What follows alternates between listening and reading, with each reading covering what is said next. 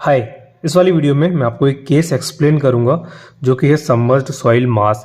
ठीक है, इससे पहले वाली वीडियो में मैंने तीन चीज़ कैलकुलेट करना बताई थी आपको, total stress, pore water pressure और इफेक्टिव स्ट्रेस। ठीक है, तो इस वाली वीडियो को आप देख सकते हैं ज़रूर, डिस्क्रिप्शन में उसकी लिंक है, नहीं तो इधर आई बटन पे वीडियो आ रही होगी, आप इधर से भी देख सकते हैं।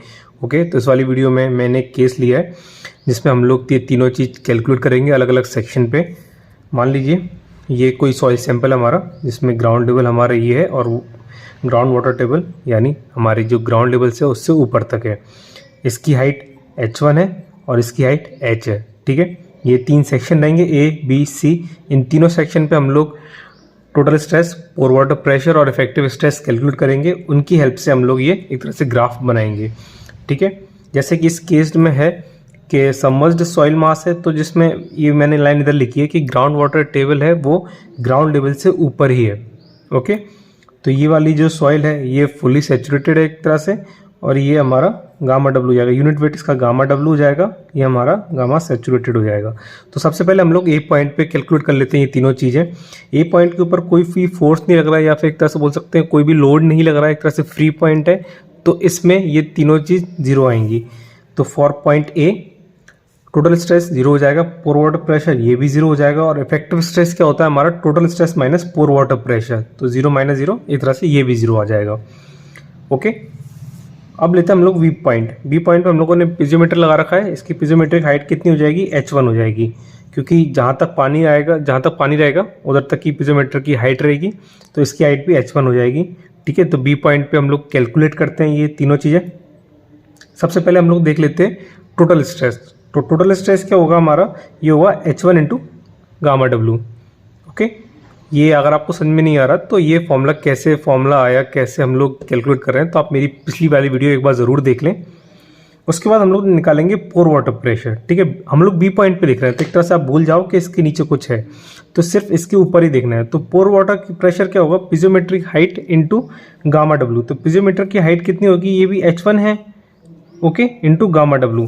तो वही मैंने लिखा है pore water pressure h1 into gamma W, और हमारा इफेक्टिव स्ट्रेस क्या हो जाएगा, total stress minus pore water pressure, यानी h1 minus gamma, h1 into gamma W minus h1 into gamma W, दोनों सेम है तो एक तरह से कट जाएंगे, तो जीरो आ जाएगा हमारा इफेक्टिव स्ट्रेस बी पॉइंट के लिए। उसके बाद हम लोग देखेंगे सी पॉइंट पे कैलकुलेट करेंगे तीनों चीज़ें। तो सी पॉइंट पे यानी ये पूरा कंसिडर करना होगा हम लोगों को। तो सबसे पहले हम लोग देख लेते हैं टोटल स्ट्रेस। टोटल स्ट्रेस कैसे कैलकुलेट करेंगे हम लोग, h1 इंटू गामा डब्ल्यू, उसके बाद h इंटू गामा सैचुरेटेड, ये हमारा आ जाएगा टोटल स्ट्रेस यानी सिग्मा। तो वही मैंने इधर लिखा है h1 into gamma W plus h into gamma saturated. उसके बाद हम लोग निकालते हैं पोर वाटर प्रेशर। ठीक है, तो पोर वाटर प्रेशर निकालने के लिए पिज़ोमीटर की हाइट, यानी पिज़ोमीटर की हाइट क्या होगी, इधर ये होगी, ये टोटल सी पॉइंट पे पिज़ोमीटर लगाया, ये टोटल हाइट हो जाएगी हमारी, यानी h1 plus h into gamma W. Okay, तो वही मैंने इधर लिखा है h1 plus h into gamma W.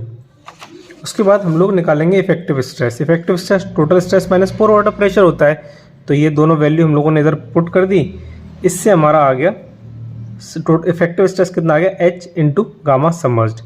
ये अगर आप सॉल्व करोगे पूरा तो ये से कट जाएगा, h gamma saturated minus gamma W, gamma saturated minus gamma W कितना होता है, गामा सबमर्ज होता है। तो ये हमारा इफेक्टिव स्ट्रेस आ गया सी पॉइंट के लिए। अब हम लोग ये तीनों वैल्यूज यानी ए बी सी पे ये तीनों वैल्यूज आई हैं, इसको हम लोग ग्राफ पे पुट करते हैं। तो ए पॉइंट के लिए पहले हम लोग देख लेते हैं टोटल स्ट्रेस। टोटल स्ट्रेस कितना है, जीरो। ठीक है, उसके बाद ये दूसरा वाला ग्राफ एक तरह से ये पोर वाटर प्रेशर का, और तीसरा वाला जो है इफेक्टिव स्ट्रेस का है। तो इफेक्टिव स्ट्रेस यानी सॉरी पोर वाटर प्रेशर कितना है, ये भी जीरो आए, तो हमने जीरो पुट कर दिया। उसके बाद ये कितना है, इफेक्टिव स्ट्रेस कितना है, ये भी जीरो है, तो ये भी जीरो पुट कर दिया हमने। उसके बाद बी पॉइंट पे हम लोग देखते हैं तीनों चीज़ें। तो पहले टोटल स्ट्रेस कितना है हमारा, h1 into gamma W, h1 into gamma W हम लोगों ने मार्क कर दिया। उसके बाद पोर वाटर प्रेशर कितना है हमारा, वो भी h1 इंटू गामा डब्ल्यू आया, और इफेक्टिव स्ट्रेस कितना है, जीरो, तो जो कि हम लोगों ने इधर मार्क कर दिया। ठीक है, जीरो आया था तो जीरो मार्क कर दिया। अब हम लोग देखते हैं सी पॉइंट पे, यानी सी पॉइंट ये है। सी पॉइंट पे हमारा टोटल स्ट्रेस कितना आया था, टोटल स्ट्रेस आया था H1 into gamma W plus H into gamma saturated. तो हम लोगों ने ये थोड़ा ज़्यादा वैल्यू होगी तो हम लोगों ने थोड़ा दूर मार्क कर दिया।